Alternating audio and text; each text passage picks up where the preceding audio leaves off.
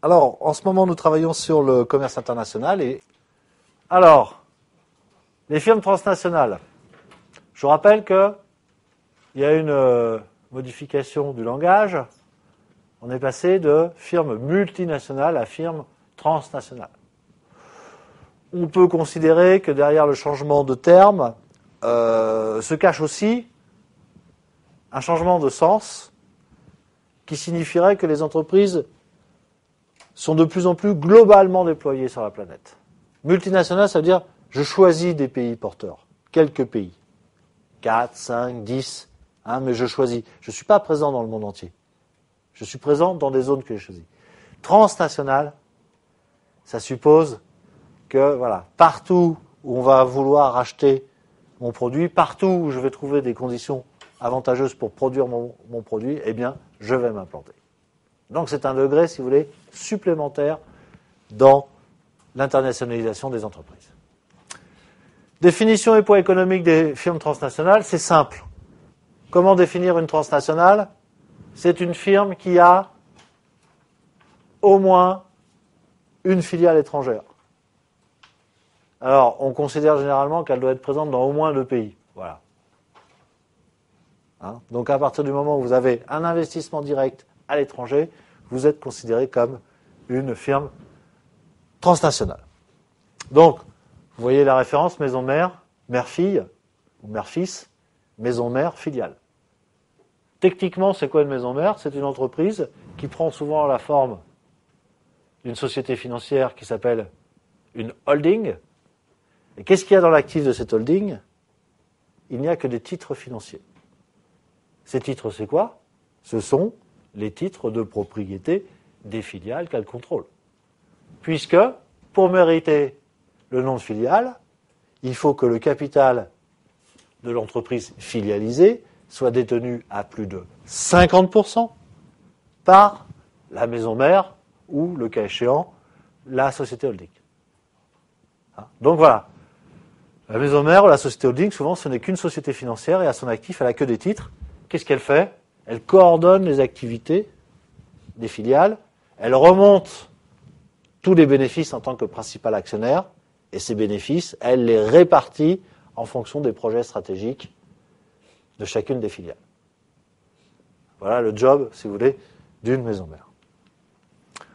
Environ 80 000 FMN, ça n'a pas bougé ces dernières années d'ailleurs, surtout avec la crise, ça a un peu bougé. 80 000 firmes multinationales ou transnationales, à peu près 800 000 filiales. C'est-à-dire qu'en moyenne, ce qui ne veut strictement rien dire dans ce domaine-là, parce qu'il y a des petites transnationales avec 3 filiales, et puis il y en a avec 2000 filiales. Donc la moyenne ne veut strictement rien dire. À peu près 800 000 filiales, 10 en moyenne par firme transnationale. Donc c'est un phénomène grandissant. Dans les années 90, début des années 90, il n'y en avait que la moitié. Donc il y a un accroissement effectivement du nombre des transnationales. Un poids économique considérable parce que les échanges à l'intérieur des entreprises, entre filiales et filiales ou entre filiales et maisons mères, représentent aujourd'hui 1/3 du commerce international. Et on pense que les firmes transnationales sont responsables de 2/3 des échanges mondiaux. Acteurs majeurs du commerce international.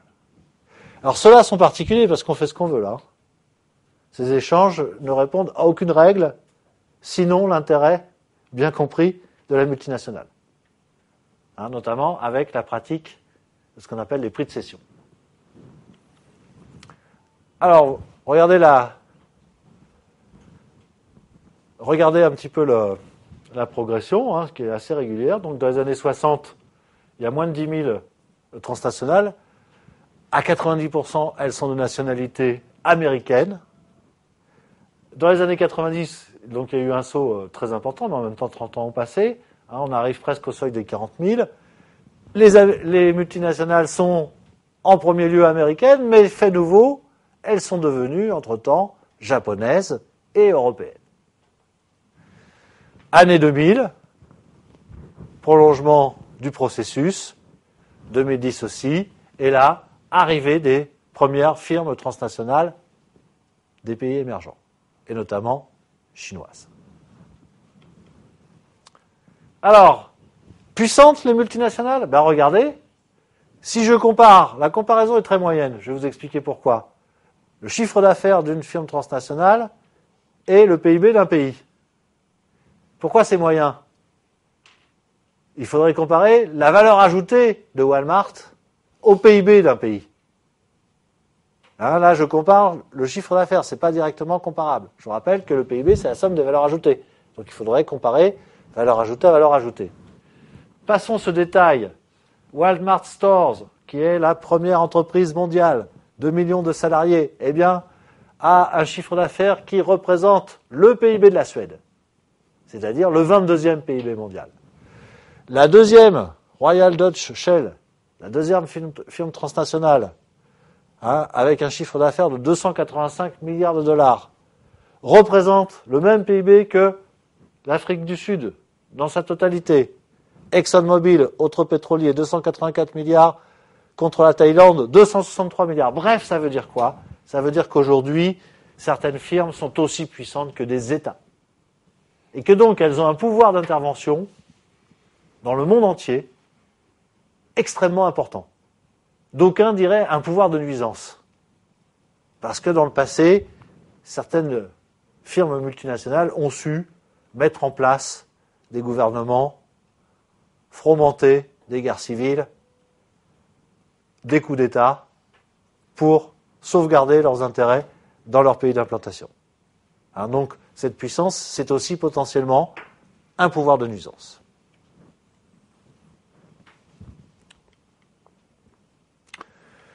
La nationalité des firmes multinationales aujourd'hui, donc, originaire pour l'essentiel des pays de la triade. Vous vous rappelez de cette analyse des pays de la triade? Japon, États-Unis et Europe. Domination des firmes des pays développés, mais développement, depuis peu, des firmes transnationales des pays émergents. Alors, en 2010, sur les 500 premières FTN, on trouve 139 firmes américaines, quand même. C'est-à-dire un petit tiers. 161 firmes européennes. Eh oui, on est devenu dominant en termes de nombre de firmes transnationales.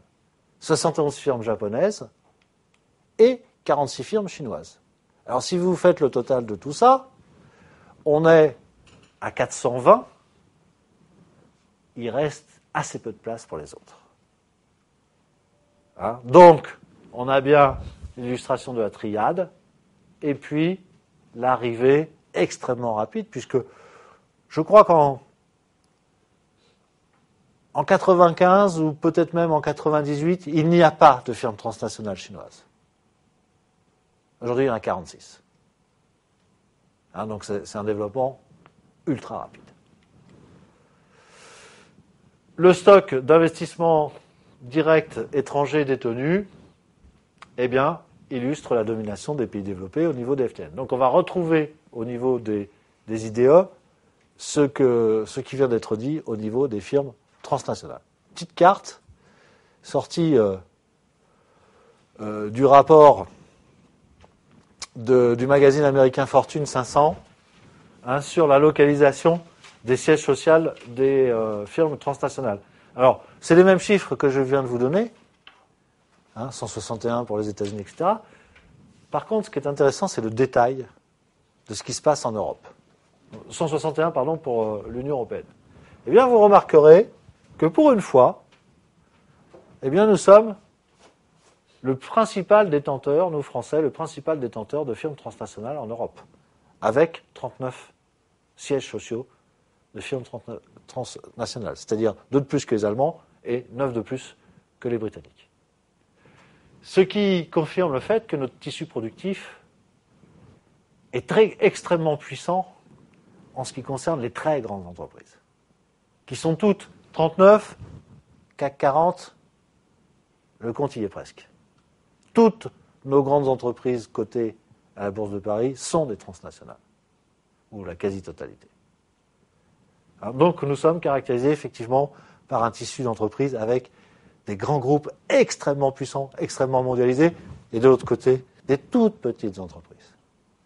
Et au milieu, c'est ce qu'on pourrait appeler le désert français, c'est-à-dire le désert des grandes PME innovantes, exportatrices, et qui provoquent l'amélioration de la situation de l'emploi.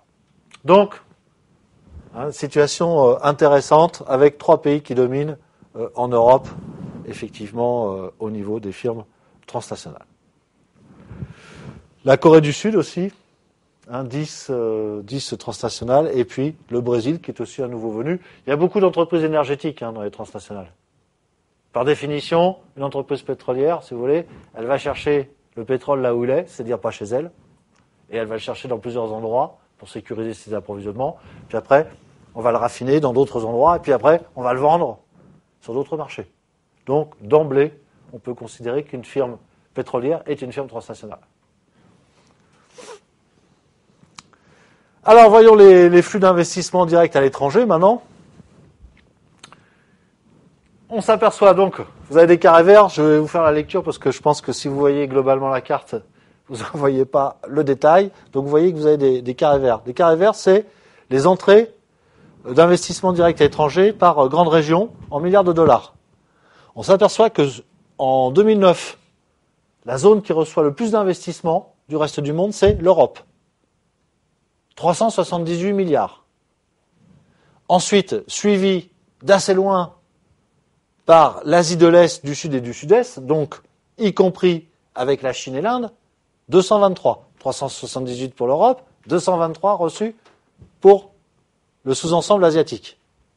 Et en troisième position, très très loin, l'Amérique du Nord, qui reçoit 149 milliards d'euros. Bref, si on fait la synthèse de ce que je viens de dire là, il y a une zone qui domine du point de vue de l'entrée d'investissement direct à l'étranger, c'est l'Europe. Et encore une fois, la constitution du vaste marché de l'Union européenne et de la zone euro n'est pas pour rien dans ces statistiques.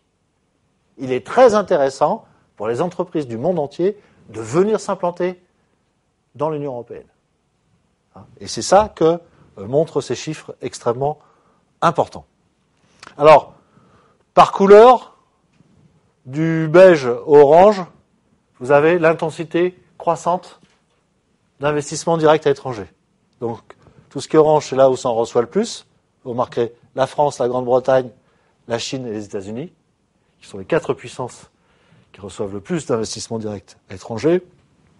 Suivi de l'Inde, la Russie, une partie de l'Europe, l'Europe centrale et orientale, pas l'Europe centrale et orientale, la Russie et l'Europe du Sud-Est, l'Australie et le Brésil.